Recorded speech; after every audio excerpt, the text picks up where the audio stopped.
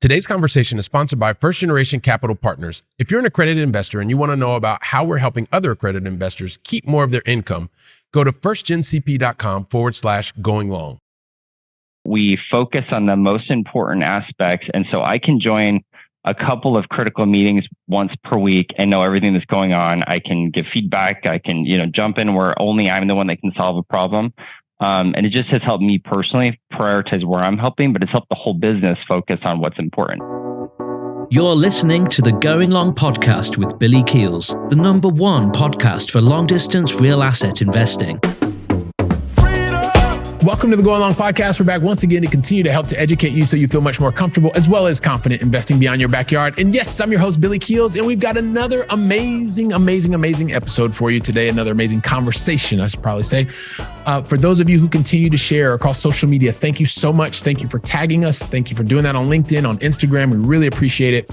For those of you who are looking for previous episodes, go to firstgencp.com/podcast, firstgencp.com/podcast. You can find every single episode, transcripts, videos, audios, everything that you would ever want to find. So for those of you who are really enjoying your day job, and at the same time, you know that there's something else out there for you that you want to get involved in, it's real assets, it's creating a lifestyle for you outside of your corporate role because you like that and you want to be an even better employee. Today's conversation, it reminded me of when I was in the corporate world. It's going to really bring you a lot of value. Today, we have a very special guest, a guy from Suncrest Capital, a guy named Brett Bowman, and we're going to get to that conversation just after this. Are you a busy, high-paid professional, someone who's made $200,000 the previous 2 years and also expected to earn $200,000 this year? Or maybe as a couple, you filed jointly and you've earned $300,000 the previous 2 years and also expected to earn $300,000 together this year. Or maybe yourself or as a couple, you have $1 million in net worth, not including your home. Well, if you meet any of those criteria, then the IRS considers you to be someone who is an accredited investor. And so that probably means you're a top producing software sales executive, or maybe you're a highly paid consultant. Maybe you're a lawyer, maybe you're a doctor or a business owner. You may even work for a professional sports franchise. Well, one way or the other, you've done a lot of really hard work to get to where you are. You've done 100% of the work. And nowadays you're continuing to get crushed by taxes. And that means you're only bringing home 50% of the reward. If you're tired of doing this over and over and you're looking for a solution to start to keep more of your money, you can go to firstgencp.com/invest so that you can start to keep more of your money, which means that you can start to have the freedom to choose what you want to do, when you want to do it, with whom you want to do it. So once again, go to firstgencp.com/invest to see how we can start to help you today. Once again, that's firstgencp.com/invest. So if you want to understand how combining education principles and effective teaming can accelerate your long-distance investing success, then guess what? Today's a conversation that you're probably going to want to, you're actually really going to want to listen to until the very last word. You know why? Because today's guest not only started his professional career in the financial services industries, he also decided, he wanted to make a move and he got over into application software. That's something that's pretty close to my heart. I think you all know that. He also then began some personal ventures, but he's going to tell us a lot more about that. And while serving others, he continues to be involved in the IT industry. And so with that, it gives me great pleasure to welcome to today's conversation, the managing partner of Suncrest Capital, Mr. Brett Bowman. Brett, welcome to the show, man. Hey, Billy. Thanks for having me. Good to be here. Yeah, man. I'm really looking forward to you sharing your experience. There's so many different things we were talking about before, that we have in common. And I'm going to hopefully bring all of that stuff out during the conversation. But most importantly, let's jump into it because I'm going to ask you at least 5 questions, 2 in the beginning, 3 at the end. And I want to help right from the very beginning, let the Going Long family understand who you are, but more importantly, where is it that you call home in the U.S.? Sure. Boise, Idaho. Boise, Idaho. Wow. This is kind of a cool place. I think year round pretty much, right? Yeah. Anybody not familiar with the United States, I like to point out just east of California. It's actually fairly warm in the summers, much more mild than some of the other parts, but it's a great area. All right. Fantastic. Really appreciate that. And we love here at the Going Long podcast, positive stuff. So help us understand, what is the most positive thing that's happened to or for you in the last 24 hours? So over the last few months, I've really been focusing on like being present and focusing on things I can control and not worrying about things that are outside of my control. You know, I think a lot of us, they get busy with work and side things and trying to do real estate. It's easy to stress. And so what I would say is over the last few days, and especially the last 24 hours, I've just been able to be present with my family and focus and be able to create some really good memories. So even just this morning before we're jumping on the call, had some nice breakfast and playing with the kids. So I think that's been like a big win for me and my family over the last several months. Oh, fantastic, man. That's absolutely one of those things, being able to be present, physically, mentally present as well, and being able to control the things that are within your control, doing that. And then the things that are not, well, try and let them go as much as you can. Totally. So, so really appreciate that. So here's the thing, Brett, like the entire Going Long family knows this about me. I'm a recovering perfectionist. Mm-hmm. That means I try to do things that are sometimes a little bit impossible to do, like trying to tell your entire backstory in like half a second. I try to do it like super fast today. Not possible. So what I'd love for you to do is, Brett, take the time that you need and that you want to share your backstory with the Going Long family. And also along the way, if I could just ask you a favor, if you could also share, like, what are some of the major decisions that you've made to get to this point in your journey? And then we'll see where you and I take the conversation from there. Sure. Yeah. So I have always been really fascinated by finance. The quick story that I like to share is that in middle school, I had a history teacher of all teachers that had us, picking stock out of a newspaper, and we kind of charted it for a few weeks. I actually lost a ton of money in this exercise, but I was fascinated by the fact that you can just buy a couple of things, sit there, watch it, and it changes.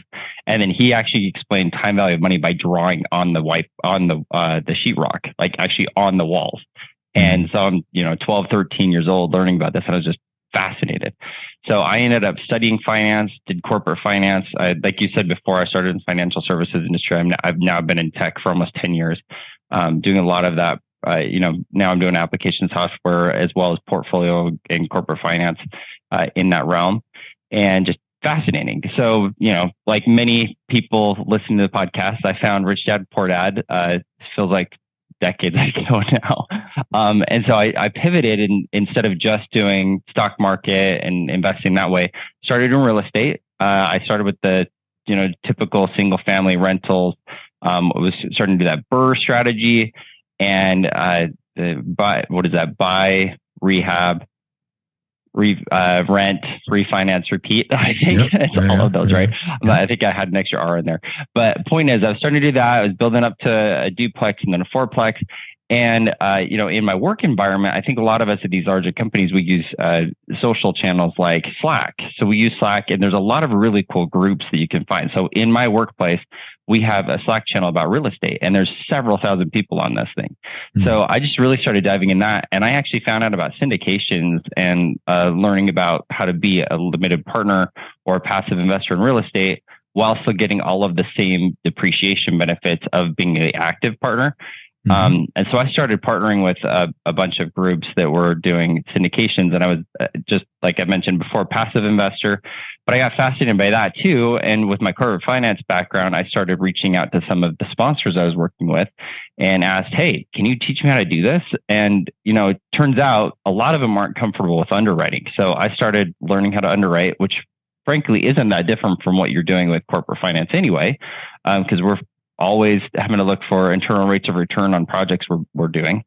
So I started doing that for free for a few sponsors, and they ended up becoming my mentors, which really kind of fast-tracked my learning for how to do syndications, how to work with investors, how to work with the SEC filings, all of those fun things.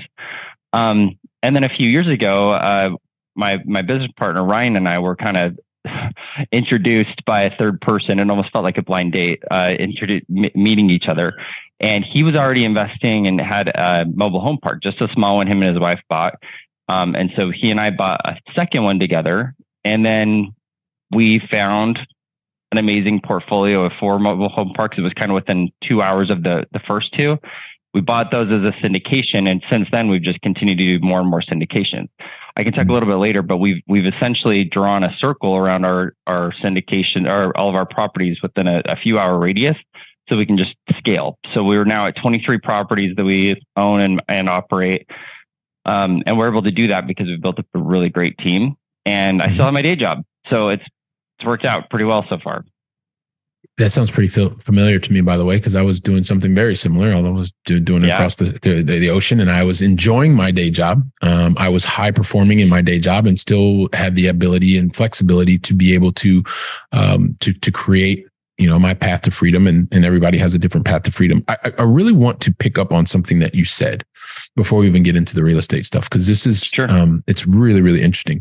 So you said that you were learning underwriting because it really wasn't that much different than what you were doing in your corporate role, because you were always looking for the IRR in terms of where to make investments. And you said something that was really interesting to me, or at least I think I heard you say it this way.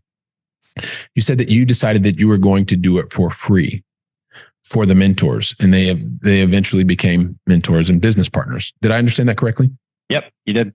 Awesome. So what I want the Going Long family to really understand and take away from what Brett just said there was two things. One, that he was passionate about something. He was leveraging a skill that he already had from his corporate role to be able to use in a space that was providing the next path for him, whatever that path may be. He also said he was doing it for free. I would tend to think that what he was paying for was with his time, which was his most valuable asset. And the fact that, Brett, you were willing to do that for someone else, guess what? That's a major value add. Everyone has an opportunity to learn from what Brett just said here, because he had an interest and he was willing to give first before he was asking for something else. And he was paying with his most valuable asset, which is his time. And I'm going to bet that because of the value and the quality of what you were providing, that eventually led those mentors to say, what did they say after what you were providing to them for quote unquote free? I mean, honestly, it was invaluable. I say I wasn't paid, but really, years later, I'm still receiving dividends from it. And as I say dividends, I don't mean money dividends. Right. I mean, I can call any one of them up and run a deal past them, get feedback on it. They're introducing me to other people that can help me put the deal together. It's really challenging when you're getting started to buy a property or do a full syndication all by yourself. So we frequently need other partners to do it. And, having mentors like that know what I can do and trust me can introduce me to other people and really help me take down things I would otherwise not be able to take down. And that's worth way more than anything they could have actually physically paid me.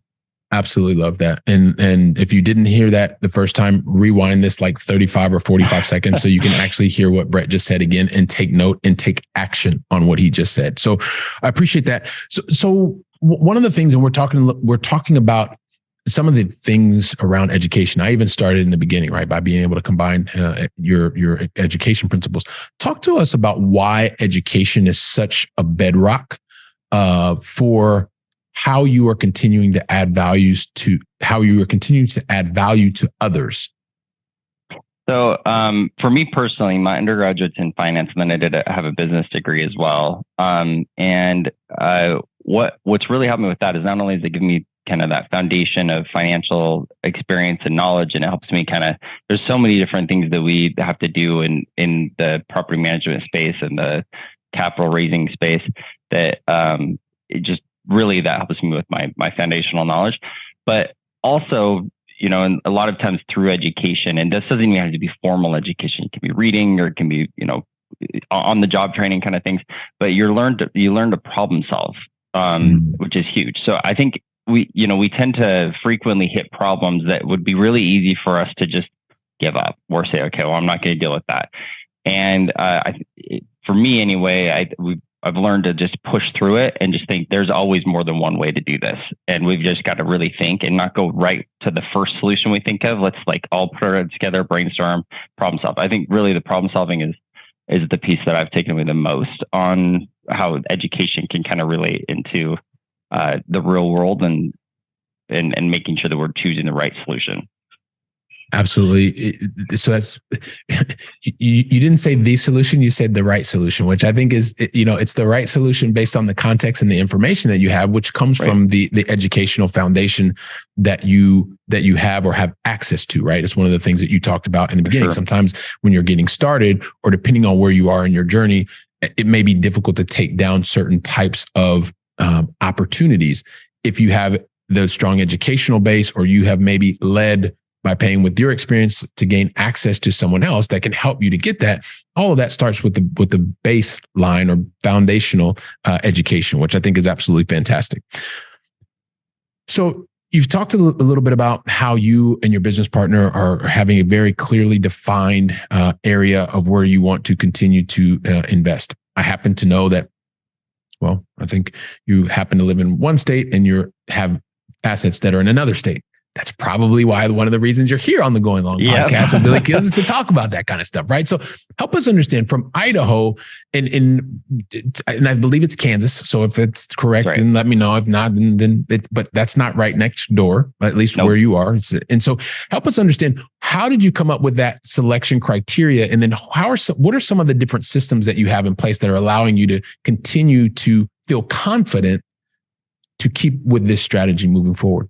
Yeah, I could talk for hours about systems that we do, so I'll try to streamline it a little bit for you. Yeah. So the reason I chose Kansas, specifically Kansas City, which interestingly, Kansas City is in Kansas and Missouri. So it actually spans both. It's two different cities that connect. Yeah. The reason I got into that is as a limited partner, the sponsors I was working with were largely investing in Kansas City already. So I did a ton of due diligence on the market. I visited the market. And actually had investments in the market as a limited partner. So I was very comfortable with the area. I'd actually started building a network of people there as well. And then almost serendipitously, Ryan's first mobile home park was also in the Kansas City market. I didn't even know Ryan at the time, right? And so the fact that he was already there, I was already there, he actually had found a park within a mile of his other park that was also there. Our first two assets just ended up being in Kansas City. And then we built a strong team around those first two assets. And then sort of like I mentioned before, drew a 3-hour radius around that kind of Kansas City hub. And that was kind of our buy box of, we were only going to buy things within this radius. Because, like you mentioned before, for me to get from Boise to Kansas City, it's at least 2 flights to get there. I'm not driving there. I pretty much have to factor almost a whole day just to fly there, plus back. So it's not a really easy thing for me to get there. So having people on the ground that I trust that are really hard workers is huge. And so we look at deals all over the Midwest, but like Minnesota, for example, is one we're really interested in expanding to, but that's out of our 3 hours. It's almost 7-hour drive. And so the lift to buy something in Minnesota is so much higher than it is for us to buy something in Des Moines or Springfield or Kansas City, that the deal has to be much better to make the mechanics work there. And so we've looked at dozens and dozens of deals, even in just the last quarter, that are outside of that radius, and we end up passing on most of them just because of that lift is higher. So from a system perspective, the first thing is team. So we have, starting with Ryan and me, Ryan and I have very well-defined roles. And it's taken us years to develop our definitions of our roles. We've tried multiple times, and I think we're fine there, where it's very clear of like what each of us does. And then we have a really solid team. We have a handful of full-time W-2 employees. And then we have kind of this next layer of 1099 contractors that are a mix between full-time and part-time people that work with us. And many of them, the kind of model, and I don't know how much I've mentioned this here so far, but we do mobile home parks. And the model with mobile home parks is you have somebody on site that's more of a greeter / manager, and they're the ones that are kind of like making sure everything's operating well. And then we centralize everything else. So we do the collections, we do any of the advertising, we do home sales, all those kinds of things happen with us centrally. So we have this kind of broad decentralized team of these managers that then report up to ultimately to my business partner that does all the operations, but he has supervisors underneath him. So those are all kind of people operations. If I was going to point to one system that has changed the way we do everything, there's this book called, you've probably heard of it, Traction by Gino Wickman. It's incredible. I'm not going to use this as my book recommendation, but I do say I'm cheating maybe here a little bit. If you haven't heard Traction and you're trying to streamline your life, check out Traction. I actually use Traction in my corporate job as well. I've started doing it with my team. And it just has gotten me to the point where we focus on the most important aspects. And so I can join a couple of critical meetings once per week and know everything that's going on. I can give feedback. I can, jump in where only I'm the one that can solve a problem. And it just has helped me personally prioritize where I'm helping, but it's helped the whole business focus on what's important. When you have 23 properties, it's really easy to find 23 problems with every single one of them. And we can't do that. So we've got to focus on what are the top 5 that we can focus on now. And that's changed everything. So that's absolutely fantastic. And what I love about a number of the different things that you said is, everyone's selection criteria is different, right? You think about, I have to take 2 planes, or it's going to take me a full day, or maybe for someone else, it's the fact that you have to be in the car more than 6 hours, or maybe for someone else, it's the fact that my kids are going to be blah, blah, blah. It doesn't matter. What's important is that you have a criteria very clearly, like what Brett said. So if you do go outside of the radius, then the lift or the potential gain has to be that much higher, number one. Which I think is fantastic. So it just gives more insight to the Going Long family so you can understand that. And then also too, as you start to look at your team and understanding who are the different members of the team, what are the priorities that you've set as an organization, and then how are you attacking those priorities versus trying to go after every single thing. Lots of golden nuggets there. So hopefully everybody in the Going Long family was like taking copious notes over that stuff. Trusting that you're enjoying today's conversation. And you know what? If you're tired of getting crushed by taxes and you're looking for greater freedom to be able to choose what you want to do when you want to do it, make sure that you go to firstgencp.com/going-long and see how we can help you today. Let's get back to the conversation. Listen, before we get into the Going Long Final 3, because we're going to have to get into the Going Long Final 3, like you and I have one thing in common. Like I remember my last couple of years in corporate life, I was performing at a really, really high level. At the same time, I was kind of doing this stuff on the side.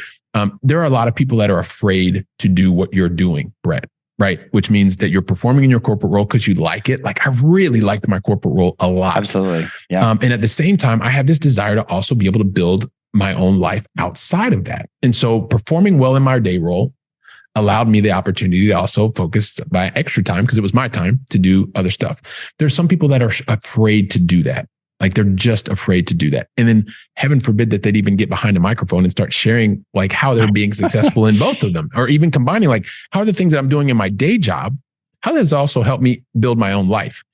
Can you talk to maybe to that person that is having a little bit of trepidation? They feel like everybody's going to just do your job and just your job, and they're not allowing themselves to really focus on kind of one of the things that you said in the very beginning, on the things that are important to themselves. What do you say to that person? Yeah. So first of all, I totally agree with you. I do. I love my job. I love what I do. I have amazing people I work with, have a lot of fun. There's a lot of people I work with that are trying to do the syndication space that seem, or just the, commercial real estate space that seem to be running from their jobs. And there's almost this implicit like understanding that everybody hates their jobs, and so that's why they're doing this. And I don't. I love my job. I would do both forever. It's been great. So what I would say is, if for people that are a little bit intimidated by it, start as a limited partner. I think it's a great way to go. And frankly, I think for a lot of people, that's the place to be. If you're a very high income earning doctor, for example, it probably doesn't make sense for you to go be an active partner on one of these deals, because you've worked your whole life to get to where you're at. You're earning money. You hopefully really enjoy your career and you're making a massive impact on people's lives. And you can still kind of, participate in these opportunities as a limited partner. But what I would say is step up and be a little bit more active. There's a ton of things you can do as a limited partner. There's lots of questions you can ask. Sponsors will give you any information you ask for, financials, project management, all those kinds of things. And you asked before about, we were talking before about taking your current talents and leveling them up. I can't tell you enough about being a sponsor, how many times we've benefited ourselves from people like me that started off as limited partners and kind of jumped in and were more active. So somebody with project management experience, for example, that's massive. Every property needs project management. So that's a really easy way to, start off as a limited partner, get a little bit more active, help out, have that conversation early, because there's some structural things you've got to do with the syndication to allow someone to be active. But, project management, there's finance stuff, there's even, customer service. There's lots of things. If you've got background in pretty much anything, we can find ways for you to help. So that's really low risk ways for somebody to step up and kind of get some of this exposure, I would say. Absolutely appreciate you addressing that and bringing it with real world experience. And yeah, I mean, it's one of those things. I liked my job. I knew I wasn't going to do it forever. And, you know, I was a much better employee because I was going into the job every day because I wanted to, not because I needed to. And at the same time, when I had the additional opportunity outside, you know, I was using the same skills, which were sales and sales leadership, which goes to your point, which there are so many different ways that you can add value to others as long as you're willing to do what Brett did, which is lead with your most important asset. What skill set do you have and how much time would you be willing to invest in learning and improving? Because once you start doing that, there's really no end to anything. So here's the thing, Brett, we've been chatting for a bit, man. We got to get to the going long final three. But the thing is, you're our special guest today, and I never ask anybody ever the going long final three unless you tell me that you're ready. So are you ready? I'm ready. Let's do it. You're born ready. All right, here we go. Let's do it. You're ready. You're ready. We started with you over in Idaho. I'm going to bring things back this side of the pond. Even though I'm from Columbus, Ohio, Europe's been home for the last 22 years. I would love for you to share with me and the Going Long family, what is your favorite European city that you've either visited or is still on your bucket list to visit? Well, you and I were talking about Barcelona, where you live, which is amazing, but I'm going to have to go with Brussels. And part of the reason I'm going to go with Brussels is my wife and I are major foodies, and holy cow, there's there's amazing food anywhere you go in Europe, but especially if you've got a sweet tooth, it's hard to beat Brussels, I would say. All right. Brussels it is. There we go, everybody. And I would agree with you. So here we go. Question number 2 has a lot to do with what I've seen from really, really successful people. And I very, very fortunate, much like yourself in the corporate world, outside of the corporate world, you've invested time and with successful people. And I consider you to be someone who's very successful as well, because you're impacting lives positively now across the globe. And so one of the things that I've probably noticed, and I'm sure you've noticed the same thing too, is, Brett, anytime that really successful people put their mind to something and they put a plan, like literally every single time that they put a plan together and they go out and they execute that plan, they do something different than most people, is that they get it right every single time, which allows them to get through a lot more. Why are you laughing? Every time. You're laughing. You're laughing. He's like kind of laughing here. Of course they don't get it right every time. I just like to have a little bit of fun, but you're like laughing at my joke.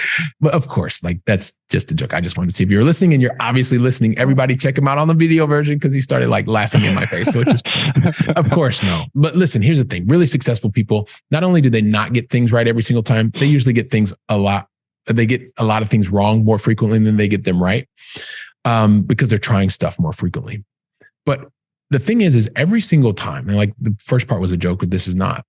Every single time that they make a relevant mistake, something amazing happens. First of all, they stop, they learn from the mistake, and then they go out and they put different strategies, tactics, and actions in place to be able to, minimize the probability of that exact same thing happening again. So I don't want you to think about the mistake or the learning opportunity, or however you want to call it, whatever you were looking to happen didn't happen. I really want you to focus on the lesson that you learned. What's the one lesson that you want to share with the Going Long family today? Sure. Yeah, this is another one of those I could talk about all day, but one in particular that we've learned from is underestimating capital expenses. So a lot of what we have bought in the past has been value add properties where, you're coming in and the plan is to fix it up so that you can add more residents, add more homes, in our case with mobile homes, or, increase rents, whatever it is, right? And so just one specific example, we were planning to come in and convert a park from septic, well, and old electric infrastructure. We were going to switch it all over to city, upgrade the infrastructure, all those fun things, right? Mm-hmm. So just taking the water project alone, we had received a bid from a couple of contractors in the area. So we came in, we, grossed it up 10% because we thought, well, there's, just in case we want to have this with this buffer, right?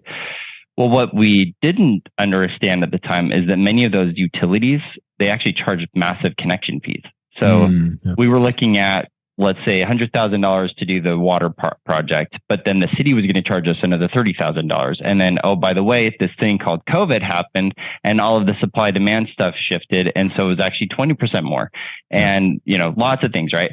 We ended up in that particular situation getting fortunate. And this is a learning too. We worked with, we had a civil engineer on our team that helped us do what they refer to as value engineering, where they restructure the design to make it more affordable, but still completely, make it work, right?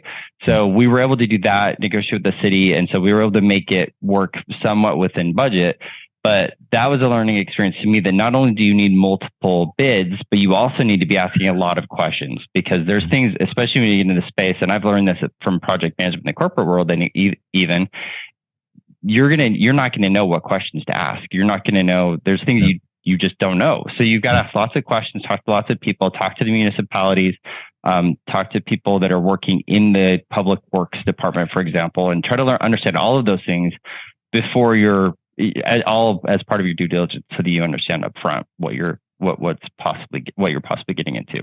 You definitely don't know what you don't know. And so it's great to surround yourself with others that have more knowledge, and always expect the unexpected, especially when you're estimating expenses, because there's always something that can show up. So sure. Appreciate you sharing that. And you've already shared one book with us, but I'd love for you to share what is your book recommendation, just to kind of wrap things up with the Going Long final three here. And then we'll I got a couple last words to say, but what's the one book you want to recommend to the Going Long family today? One of my favorite books recently is called The Lifestyle Investor. So it's The Lifestyle Investor. It's by Justin Donald. You can find it on Amazon Audible. It's pretty amazing. If you like Rich Dad, Poor Dad, this book is similar to that, but a little bit more real world updated application of how to actually put it into place, which I thought was fascinating. All right, perfect. The Lifestyle Investor. So we'll include a nice little link here in the show notes. Wow. And I can't believe this. We're going from the very beginning of the conversation, and you're talking about the things to being focused and realizing the control the things that you can control, right? And having breakfast with family and being able to really be in the moment and be present. And then from there, we're talking about your finance background, and from being able to go there to picking up Rich Dad, Poor Dad. You pick up Rich Dad, Poor Dad, and then you get into, you realize that, hey, listen, I've got this skill set that I'm using in my day job. I could also even get more into this real asset world by investing or giving away for free my best asset, providing value to others. As you're doing that, you're building relationships, you're getting answers to your questions, and you start realizing, hey, listen, this is a great way for us to go out and start to, you meet a business partner who happens to randomly be in the same kind of physical location that you were. You guys realize that you have things in common. You start to also have complementary skills. You pick your lanes, and you continue to go out and set very clear criteria around the specific type of assets that you prefer to based on your criteria. And not only are you doing that for yourselves, and you talked about the growth of the portfolio, but you're also doing it and helping others. So everybody just wants to know, and they're just like, Billy, just shut up, please, and just ask him the question. So here's the thing, Brett, with all the awesome stuff that you are doing at Suncrest Capital, help us understand what's the best way for the Going Long family to find out more about you and what you're doing, and then how we can get in touch. Yeah, for sure. So our website is Suncrest Cap. So that's short for Suncrest Capital.